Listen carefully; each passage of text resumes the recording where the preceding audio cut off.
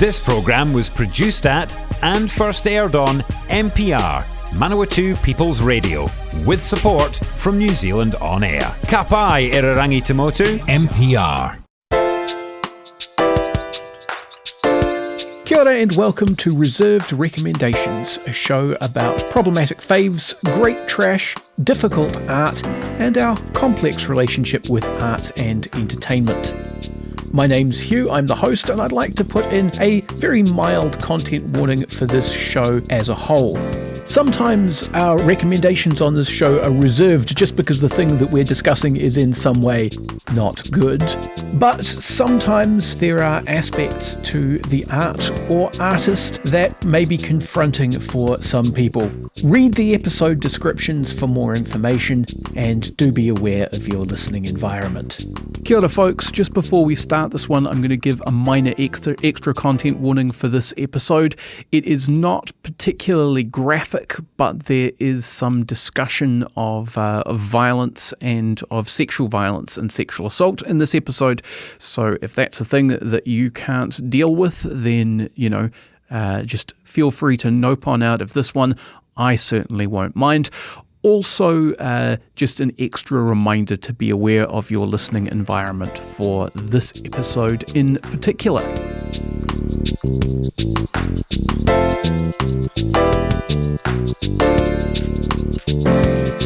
Welcome to another episode of Reserved Recommendations, a show about great trash, problematic faves, and difficult relationships with art and culture.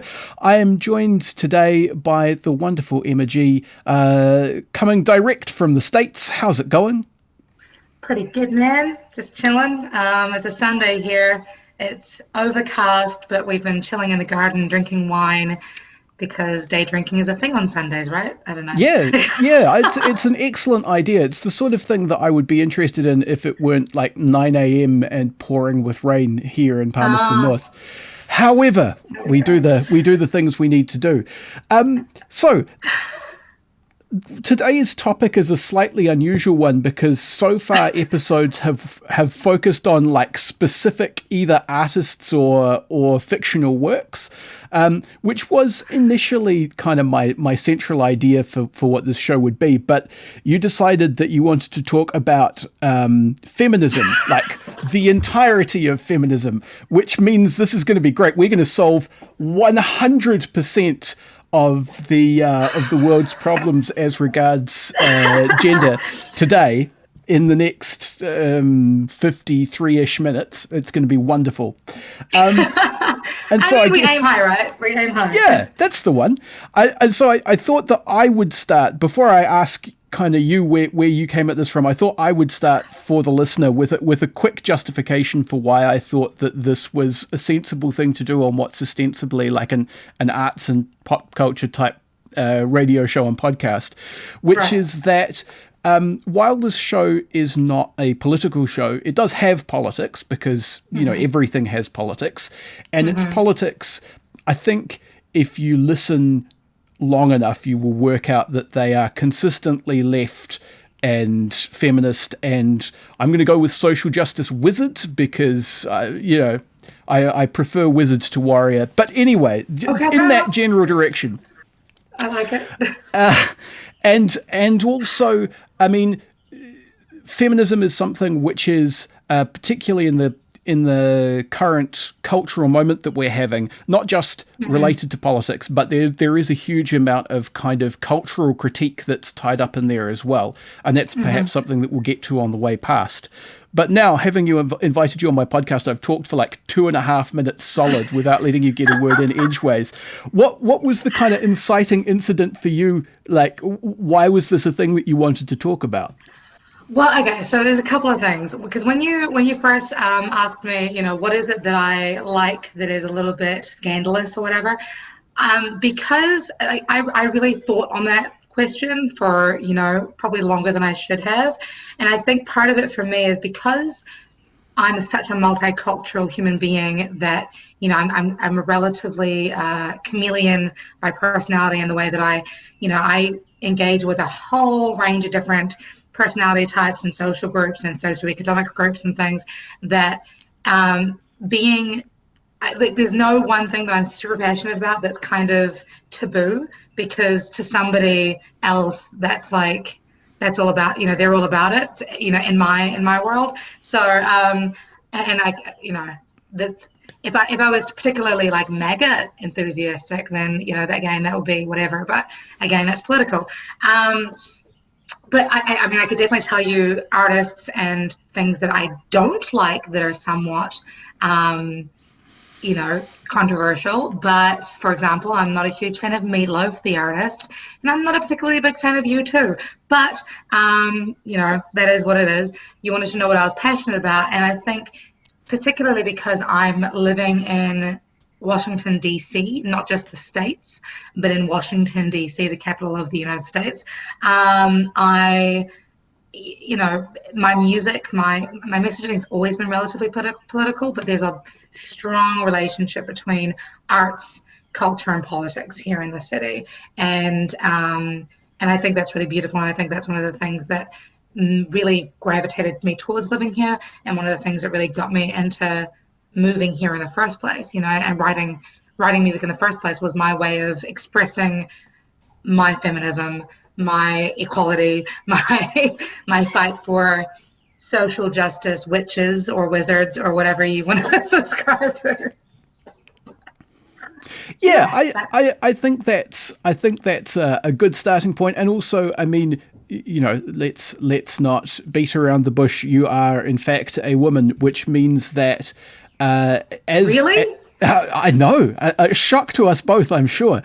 But as someone who is a performer and is a woman, you I imagine have to deal with people's perceptions of your gender in a way in which when I am a performer, don't so much. Because one of the things that makes feminism kind of necessary is that being a dude is kind of considered as default human. Mm-hmm. Mm-hmm. And I think part of the beauty of being a male is that not only is it the default, but it's like you can get away with so much more, whereas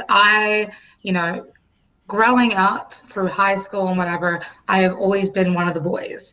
It just happens that I have female genitalia and breasts. And so as a result, I nearly became a mechanic. I studied automotive for 3.5 years. I used to work at a hardware store, and I always really fought tooth and nail to be treated as one of the experts just as much as everybody else. And in addition, of course, yes, being a solo performer, also having been previously in the hard rock band Static Era, which is a very male-dominated genre as well. It's always been like one of my things to just wave my female privilege flag, because as much as people, I think, give women this kind of, I don't know, this card of like, you can't measure up, you're not as strong, you're not as whatever. It's like, cool, for every stone you throw, I'm going to build a castle out of that. Yeah, you made a good point about things being easier. I think something that I've certainly noticed as a man who's done a fair bit of the childcare, because I have 3 kids, is that I also get a lot more freebies as well. When my kids were little, if I took them to a park or something, I would be surrounded by people saying, "Oh, what a wonderful thing you're doing." And sure, great. It is wonderful to take kids to the park. They have a good time. It's cool. But I mean, it's not inherently more wonderful than if my wife had done it, really. Right. Right. And see, so that's interesting, because I've chosen not to have children. And so by that same respect, like, you are, all hail men who take care of their children, and down with the women who choose not to have children. Oh yeah, quite. How dare you? You're a traitor to the species. We're all going to die because of you personally. That's definitely a thing that's going to happen. So, I mean, we've kind of established why I think at least for us, feminism is sensible and a good thing. What makes you say that it's something controversial that you do? I have some ideas, but I invited you on so that I don't have to talk to myself. Where do I even start? I think I also run a podcast 3 times a week, and had the privilege of discussing this very same issue last night with Tony Porter, who's a male advocate here, and Richie Hardcore, who's a male advocate in New Zealand. And we all had very different ideas on this as well. But one of the things several things. One, there's a lot of misconception about what feminism is. 2, each of those misconceptions is really anti-male, which I find really disheartening, humorous, and insulting at the same time. So, and I say that to mean, like, first of all, my definition and how I was raised and who I surround myself with when it comes to feminism is very much about equality, or as the actual word is equity, that we each have our roles to play in society, and each role is wonderful and beautiful and unique. But that, the facts of the matter are that in every single country worldwide, women still get paid far less than men. In every single country worldwide, we still have, boy talk or locker room talk that is a very masculine thing. We still have the degradation of women on a regular basis that is dehumanizes what women bring to the table, who we are as human beings. And we still have a lot of just, again, people saying that not just that men are bad, but also that demonstrating any type of masculine quality is also a bad thing, which I think, again, is really, excuse my French, fucked up. One of my first ever jobs here in the States was as I was a hiking instructor at a girls' camp in Massachusetts. And if you have known me for very long, you will have known that I used to do bodybuilding back in New Zealand, and CrossFit and Tough Mudder and a whole bunch of things that demonstrated masculine qualities of strength. And one of the things that this girls' camp told me was that I needed to do all of my training in private because being strong was considered a masculine trait that does not demonstrate the female qualities that it takes to bring down the patriarchy, which, again, I think is super messed up. So I'm kind of, with my music, with my career, with my the creative endeavors and circles that I run in here in DC, a lot of the women that I work with, we've come to the point of realizing that feminism is whatever the hell you want it to be. It looks like however you want to act and be and behave, because it literally means the freedom to be yourself in all of its beauties, shapes, and forms. If you want to be, the no makeup wearing, short haired woman who can change her own oil and tires and whatever, cool. If you want to do the same thing but in heels and lipstick, that's cool too. It doesn't matter. Yeah, and I think one of the things that men who criticize feminism, and we can go perhaps into that in a second, because I do have some perspective on that, having been a deeply tiresome teenager at one point. But one of the things that men who criticize feminism often miss is that they feel constrained by masculine roles, which is fair enough, because masculine roles are pretty rubbish, as kind of haphazardly portrayed by pop culture. They don't need to be, but often they are, and they misidentify, I feel, feminism as being about deconstructing feminine roles, but not. They don't perceive that also means that that's giving you the freedom to be whatever sort of man you want to be as well. You don't have to be rich or a muscle man or an MMA fighter or whatever other way that masculinity is projected. You can do that your own way as well.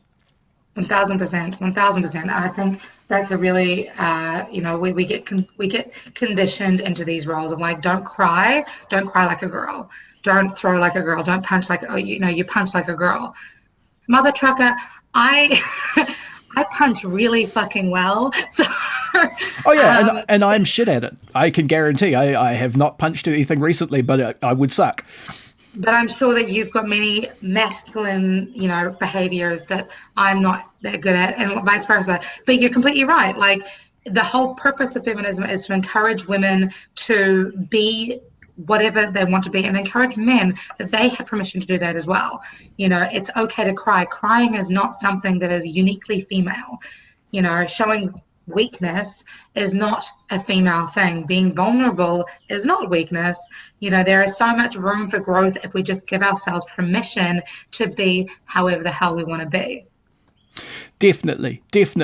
And I think one of the reasons it's worthwhile having this conversation right now in particular, although who knows exactly what my platform is like for spreading this kind of information, is that we are in a kind of perilous moment for this stuff, it feels like to me. And so, with your permission, I'll digress for a second about the tiresome teenager stuff, I was a really, really, really, really awkward teenager. I'm just not good at people at all. And when the traditional hormonal spikes hit, and I started to get very interested in sex and relationships, what I wanted was, because I'm also really nerdy and I like having rules written down on lists, what I really wanted was like a list of rules for social interactions that was completely infallible, so that I could say, like, essentially a set of code phrases to you without having to say, hey, I'm interested in you. Is this a thing that you want to do? Because that's a vulnerable position to put yourself in, and that was very scary. And then you could communicate back to me similarly in some sort of code, so that before I actually made that approach, I could know that I was going to be successful, or I could know that I wasn't going to be successful, and then I wouldn't have to go through the emotional work of putting myself out there. So the particular form that took for me is I really liked the idea of like Victorian codes of clothing and codes of flowers. Like, you could put your hat at a particular angle and that would communicate a lot of information to people, or like you would wear a particular colored brooch, or have a handkerchief in a particular pocket with a particular print on it, and that would communicate all of this stuff. And I felt at that point that that feminism had freed women up to do all of this stuff. Girls can do everything. Sure, that's great. I supported that even at that point. But what I felt like was that they had inadvertently destroyed all of this social architecture that I needed in order to function. The thing that I'm really lucky about is that when I was that age, the internet required like using the phone line in your house, so no one could make phone calls, and there weren't cell phones, so your parents would get mad at you if you spent more than like half an hour on it, and it was rubbish. So there was no way for me to find myself in an ecosystem of grifters, basically, who were going to tell me that I was 100% right about everything I was feeling, and either try to sell me the magic words that would make women have sex with me, or recruit me to their political party that would like enslave all the women and get them back where they were supposed to be, as ordained by God. And I feel like both of those things exist and are very accessible to people now, and that worries me quite a lot. Right. That was a very long rant, but that was a lot of information. I like it. I think the first thing is that the first thing I want to reply to is talking about having that code of conduct, and I think it's important to recognize, and I think this is something that we don't recognize enough as individuals, is that the things that you're feeling and going through are completely normal and okay, and that's safe and that's powerful, and acknowledging and recognizing those feelings are all powerful and okay and safe. But also, every feeling that you're going through and thought process that you're going through, I guarantee that there is some woman that's having the exact same thought process as you relating to you, right? And I realized that I don't know, since moving to New Zealand, from New Zealand to the States, I feel like I've gotten more maybe cocky or slightly more opinionated and kind of set in my personality and things. And I realized this recently when I was maybe a year ago, when I was at a friend's party, and I've been experimenting with energy and experimenting with power, quote unquote, and experimenting with how we can present ourselves and not present ourselves in a way that messes with people's perceptions of us, because perception is reality. And so when you kind of mess with that a little bit, like whether you're acting aloof or whether you're acting super flirtatious or whatever, it's a really fun kind of personality experiment, I think, when it comes to engagement and things. And I'm also super awkward, let's be real here. Just because I perform doesn't mean shit. I write a lot of songs because I'm too scared to talk to somebody about how I'm feeling, right? And so being able to experiment with that now it's really taught me a lot, and how as much as I think, I get dudes coming up to me all the time like, hey, I'm an alpha, watch yourself, da da da. And I'm like, cool, bro, we'll see, and then you kind of play it out a little bit, and it turns out that they had no idea what was going on, and all they needed to do is allow themselves to be vulnerable, take down that god-awful term of like, yes, I'm an alpha, hear me roar, cool. Roar then, like make words, use those noises, make sentences, and let's communicate. Allow yourself permission to be vulnerable, and let's actually overcome that mask that you are forcing yourself to wear, or the society has placed on you, so that we can actually have some dialogue and come to some common understanding of what you want. Does it work with what I want? Do we each have each other's consent to move forward in a healthy and practical way? Yeah, I think you're 100% right. If I could beam all of that information back to myself at age like 15, that would be amazing. The other thing, I guess, is that people are generally getting better at having these kinds of conversations. And this is why I'm really supportive of there being conversations about things like emotional safety and consent as part of sex and relationship education, because you're 100% right. You do just need to allow yourself to be that bit vulnerable, or alternatively, like you say, maybe pick a persona and be prepared for it to fail and just go and have a play with it. And if being a particular way doesn't seem to be helping, try being a different way. And if theatre is your bag, then that's a lot of fun. That's not to say that, like, that's not to say don't be authentic. Like, I think at the end of the day, authenticity wins the race every time.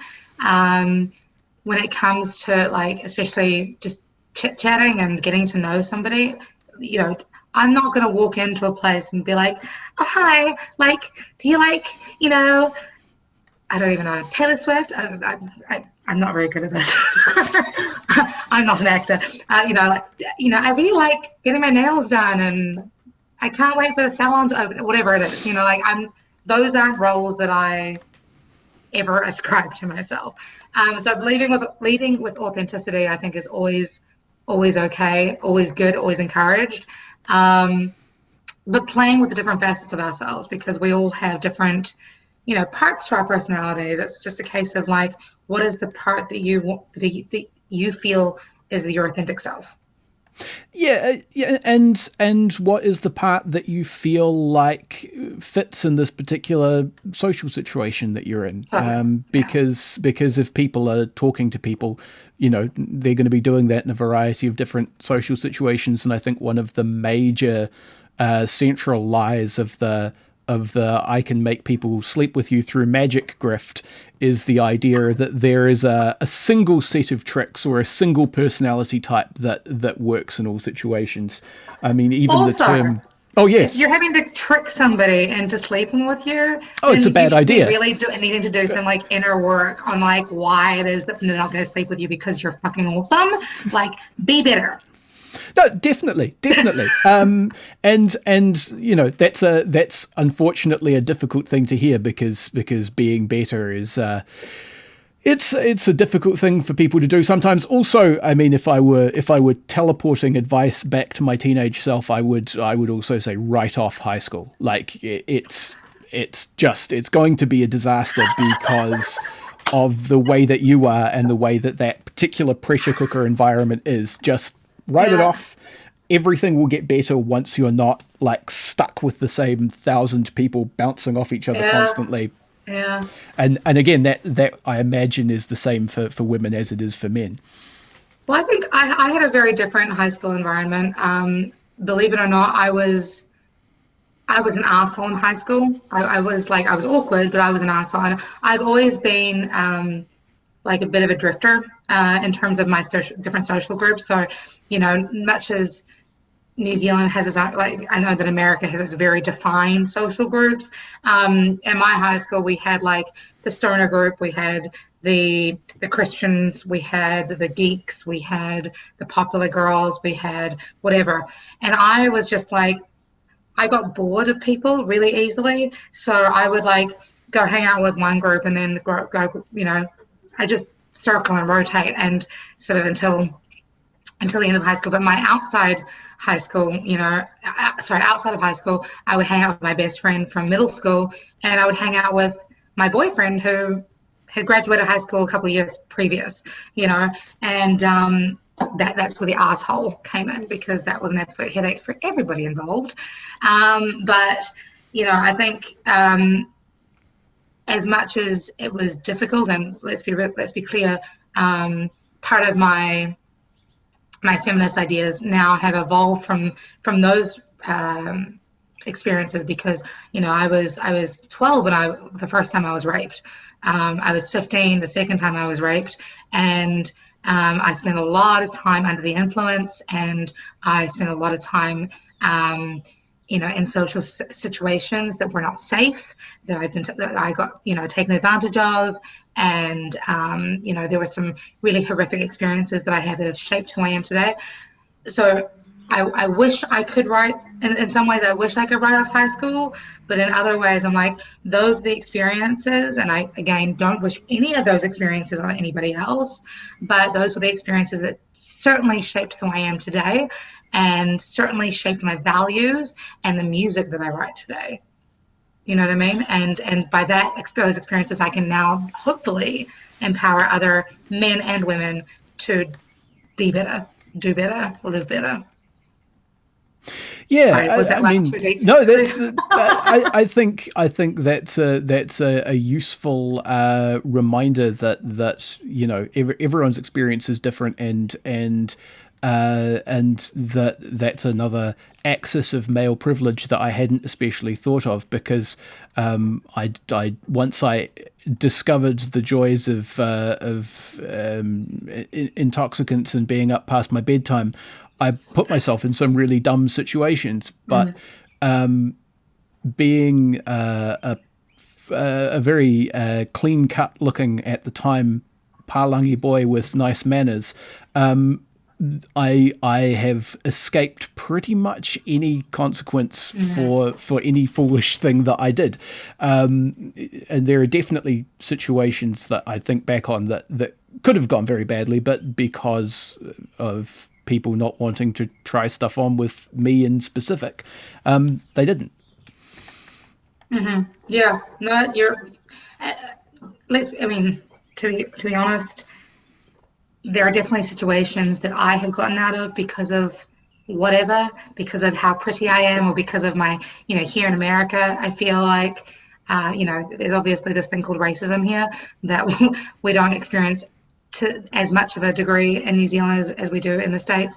And I certainly know that I've been given opportunities because of my accent here that other people of color have not had the privilege of experiencing. But yeah, I mean, for somebody, for you being a white dude your entire life, I think it's really important that you then recognize that you, like, not only that you have privilege, but like you have power to then be a voice of allyship for a number of different minority communities.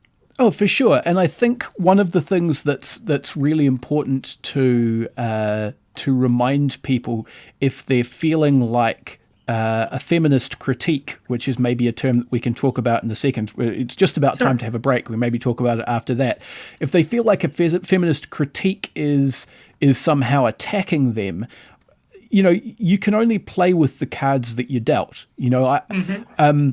I got a lot of advantages, as I've just said, through being a Palangi guy with nice manners. And in fact, listeners won't be able to see this, but I'm currently working on my very best Gandalf camouflage. I've got, hair down past my shoulders and a very shaggy beard.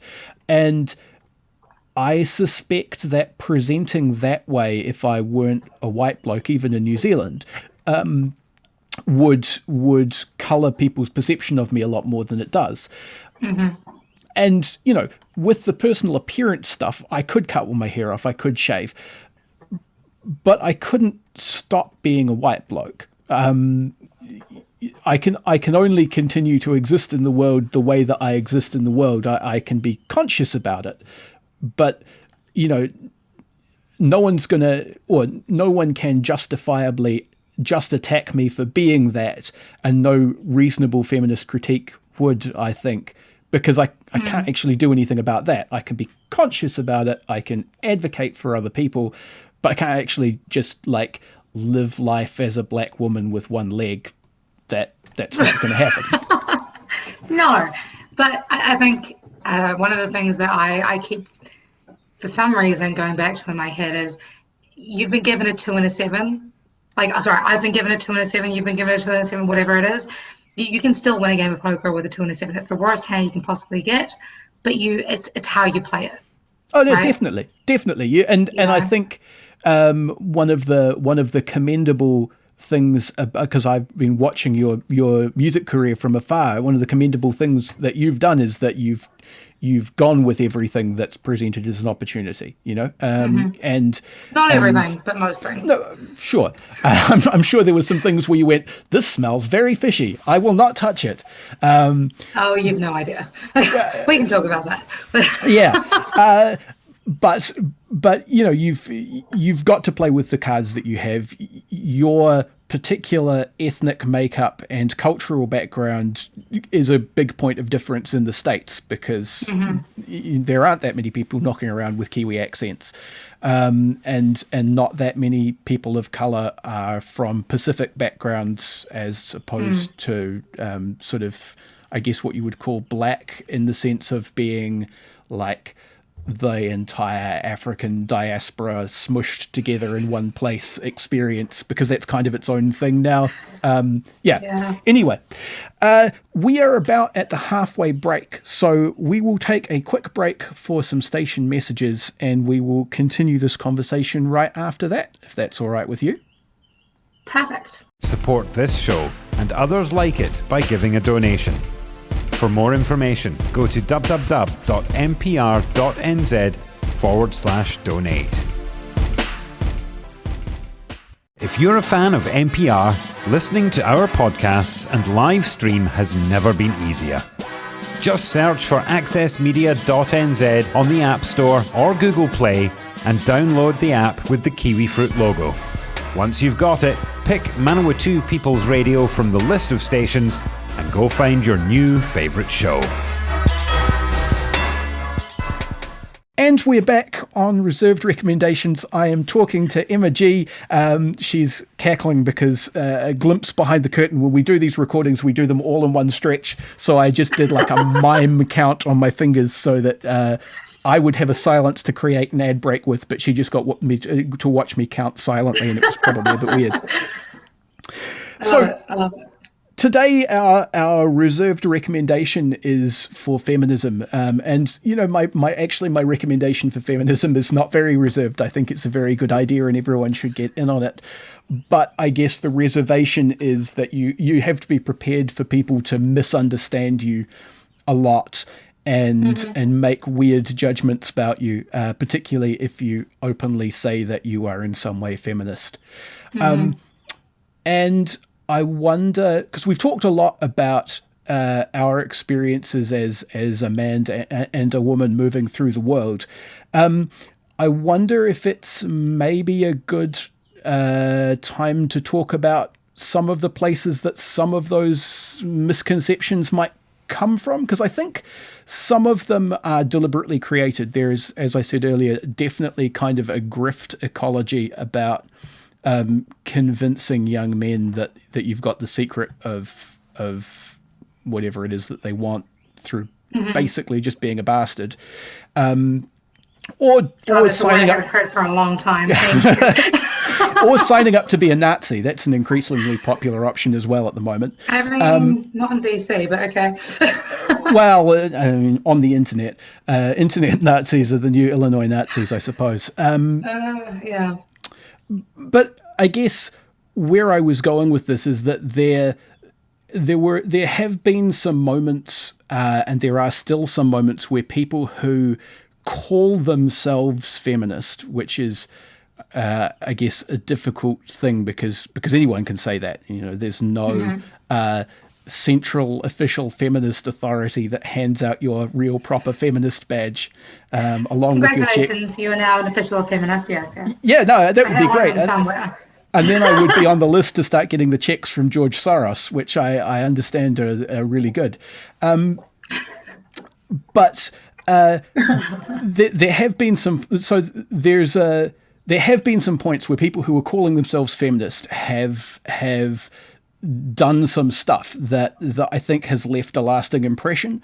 So, for example, I'm just going to quickly flip to another tab so I can remind myself of dates. But there was a case in New Zealand in 1984. That was the only thing I wanted to confirm. In 1984, where a playwright called Mervyn Thompson, who appears to have been a bit of a creep, but was probably not a rapist, was abducted by 6 women in Auckland, I think, and held captive and burned with cigarettes and had the word rapist painted on his body when he was tied to a tree and stuff. Jeepers. That's horrible. Yeah, no, it's very horrible. Similarly, there was in the Christchurch creche case, there was a particular kind of very, I guess you would call them almost like fundamentalist feminist perspective, who really locked into the accusations against Peter Ellis because they had an idea that male sexuality was always predatory. And I don't want to claim that this discredits feminism at all, because I don't think it does, but I think that some men who think that feminism is a force for evil have very much that kind of idea about what is going on. And I think there's also the modern TERF phenomenon as well, where you have people who call themselves feminist but have decided that trans people are outside that remit and are dangerous and need to be dealt with, or that in a more complicated group, the ones who've decided that sex work must always be inherently exploitative, and therefore any sex worker who says that actually they're okay with it is like a gender traitor and needs to be destroyed. Yeah. Okay. So, a couple of things. One, when it comes to fighting the negative patriarchy, Burning anybody or committing acts of violence along anybody is really, in my opinion, unproductive, doesn't do shit, and not helpful to anybody, least of all the person who's being persecuted. And you know, if you're in New Zealand, I think a great person to talk to about this would be Richie Hardcore, around how, or just any woman basically, how education of what feminism is and how you can be an ally is really important. And recognizing rather, that that women are not things to own, things to exploit, trophies, things at all. We're humans that need to be respected and accepted as that. Now, that is not to say that a woman cannot decide for herself that she wants to be a trophy wife. If a woman chooses that she wants to be a housewife, that is her prerogative. If a woman chooses to engage in kinky sexual behavior with her husband or partner or multiple partners, that is her decision, because we are humans that are capable of making our own damn decisions. That I think is a really key thing, and that sort of ties into the whole sex work thing as well, you know. And again, men are sex workers also. Let's just clarify that you know, if we're exploiting women who work in the sex trade, then we have every possibility and ability to exploit men who do the same work. The idea that you need to be aroused emotionally, physically, and mentally in order to get an erection is a complete false, scientifically disproven statement that isn't, like, there are ways. So, again, that exploitation happens in every which way possible, whether you're male or female. We need to recognize that humans are humans. We are each able and capable of making these decisions for ourselves and how we want to conduct our behavior. Hitting back with hurting one another because so-and-so did something is not helpful. In saying that, I have had... I'm a pretty blunt person personally. It's something that I have been told I need to work on. I kind of disagree because this is how I was made. It seems to work for you. And saying that, so there have been a couple of instances of, I remember back years ago when I used to still live in Hamilton, New Zealand, I was out clubbing. A guy treated a woman disrespectfully. I tapped him on the shoulder. He was a very tall, stocky individual, and I kind of berated him about his behavior and told him that it was impolite, it was rude, it was this way and that way. That I reduced the guy to tears because he was not aware that his actions were unacceptable. And I think that's, I don't mean to make people cry. I honestly don't. But, I think making people aware that things are not good or that their behaviors are not acceptable, I think that's the best we can hope for at the moment, because, you cannot make changes if you're forced to make them. You can only make changes if you're educated, with love and compassion. That's the way forward. I think there is something to be said for immediate feedback to whatever someone's doing. I think if someone's being a dick, then as you say, perhaps they don't realize that they're being a dick, and in that case, at the very least, saying to them, "Hey, you're being a dick," is a public service. And it's kind of a service to them as well, because otherwise they're going to continue this kind of behavior that they think is acceptable and be kind of mystified as to why everyone's pissed off with them. And that's a really uncomfortable place to live. So I guess what I would say is that the kind of the thing behind what you've just said, as it relates to TERFs and people who abduct people and beat them up, is that I think it's justifiable to use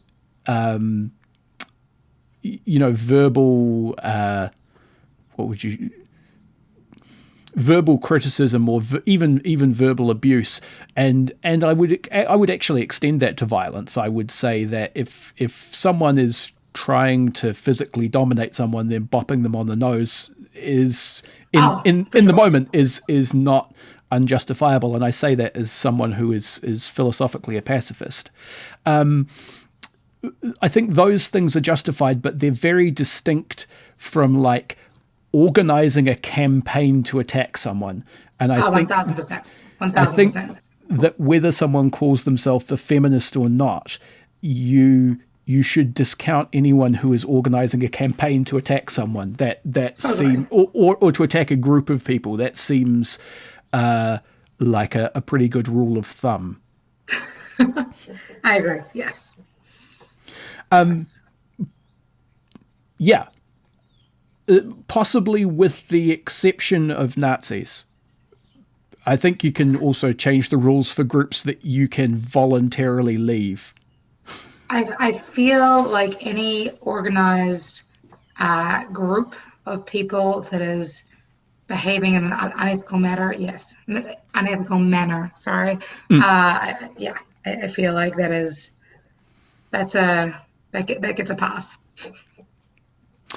So we've got maybe 10-ish minutes left. Mm-hmm. You did say something earlier that I thought was kind of interesting, that maybe, again, I don't know how large my platform is, but it might be worthwhile, a fruitful conversation to have with you in particular, is that you mentioned that there were things I wouldn't believe in terms of skeezy people who had offered opportunities that weren't. And like, because of the way that the radio station where I work operates, I see a lot of people who've just come out of things like contemporary music courses coming through on their way to try and go somewhere else. And I think by way of, outfitting people with tools for success, or at least avoiding disappointment and dead ends.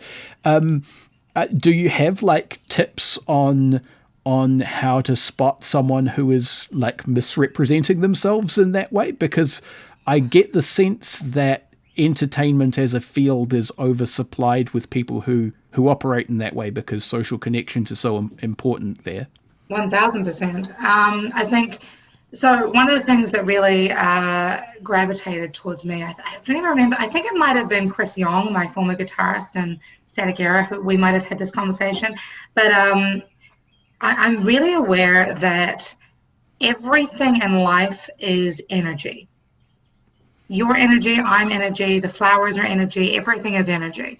How we choose to use that energy is up to us. So you can take whatever experiences and angers and whatever on and retaliate with negativity, anger, and frustration, or you can use whatever you can to almost be your own kind of alchemist and transform and change that energy, that negative energy, into something more beautiful, more functional, more productive.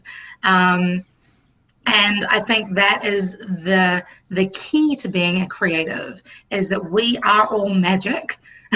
Realistically, we have that power within us, not just creatives, but creatives in particular, to turn whatever negative issues or experiences we have into, we turn the bullshit into fertilizer. We use that fertilizer to plant our garden, and we create a rose garden. That's kind of my life mantra. So like my first real instance, I guess, here was I was in communication with a very large A&R representative from a label in Los Angeles, who I was, we were literally talking for about 3 months, back and forth. He wanted to sign me, and he had all these hopes and promises and dreams and came down to it, he wasn't going to give me the time of day unless I made sure that he knew that I was marketable, and by knowing that I was marketable would that would mean that I would need to send him naked pictures of myself and then drive all the way to Baltimore, which is a 45-minute drive from where I live, to meet up with him at his hotel room at 11 p.m. I'm from New Zealand. That is not how you treat a New Zealand woman, no matter how naive and young and dumb you think she is. So I took the bullshit. I wrote a song. I released the song. It became a well-known song amongst all the police here in the Washington, D.C. area. It was, it resonated with a lot of communities and made it into the media and stuff here as well as online media in the States as at large. So, it's those kind of skills and powers, superpowers that I think we need to be empowering our young people and empowering our music students with, because, whether you're male, female, whatever, this kind of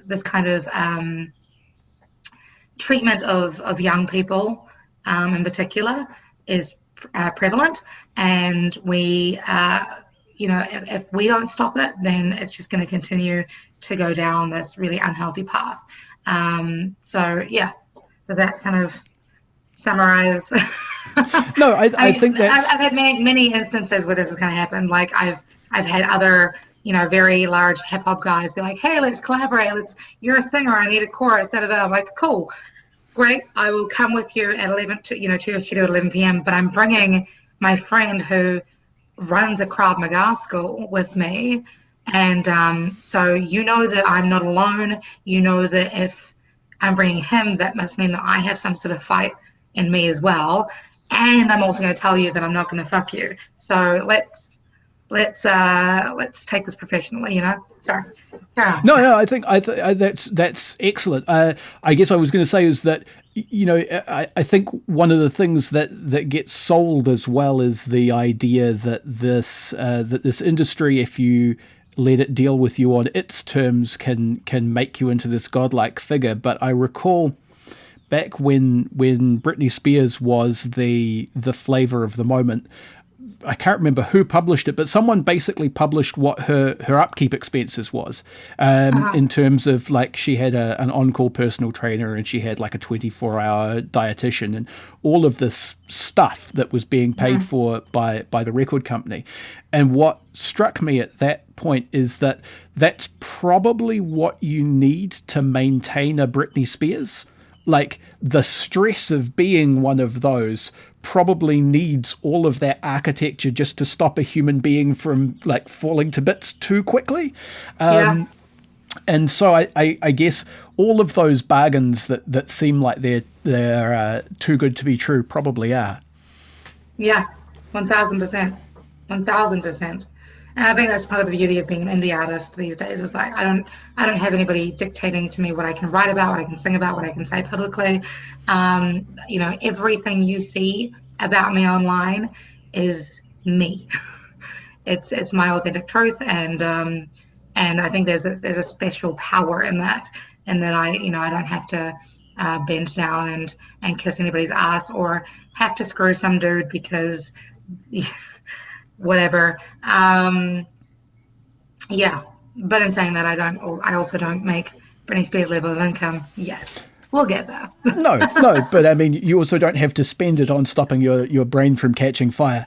Look, that's true. Thank you very much for talking to me today, Emma. We are very close to time. Of course. But before we wrap up, do you have any... I'll ask you to plug your shit in a second, but before that, do you have any, like, resources or central texts or anything that you read or listened to or watched that you found was, like, a really good primer on these kind of issues? Because I always like to finish off by kind of pointing at people at further reading if I can. Totally. So there's a number of organizations around New Zealand, obviously, that can help carry on this conversation. Any women's refuge organization or sexual violence organization, please reach out to them, whether you're in New Zealand or abroad. Again, reach out to Richie Hardcore and the number of organizations that he is involved with, particularly if you're a male who wants to be part of the conversation and be brought into it. If you are in the States, there is a Call to Men, which is doing fantastic work over here. There's also there's books coming up the wazoo at the moment. Some really great reading that I personally recommend if you're a musician specifically is, and it's my personal Bible, is The Art of Asking from Amanda Palmer, who is a self-proclaimed feminist and a musician, indie touring musician for however many years. Bad Feminist is another book that kind of talks about the trials and tribulations and confusions around what feminism is.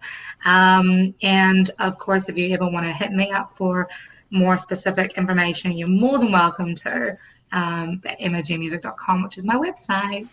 Brilliant. I'll throw in a couple of things as well. There's a blog called Captain Awkward, which I would recommend to everyone, which great. is essentially someone who set themselves up to be an agony aunt on the internet. But it's not specifically necessarily feminism related, but the thing about Captain Awkward is that every blog entry is them responding to someone's question about some personal difficulty that they're having. Some of them are really awful and you go, oh, goodness gracious, I'm glad that I'm not in that situation.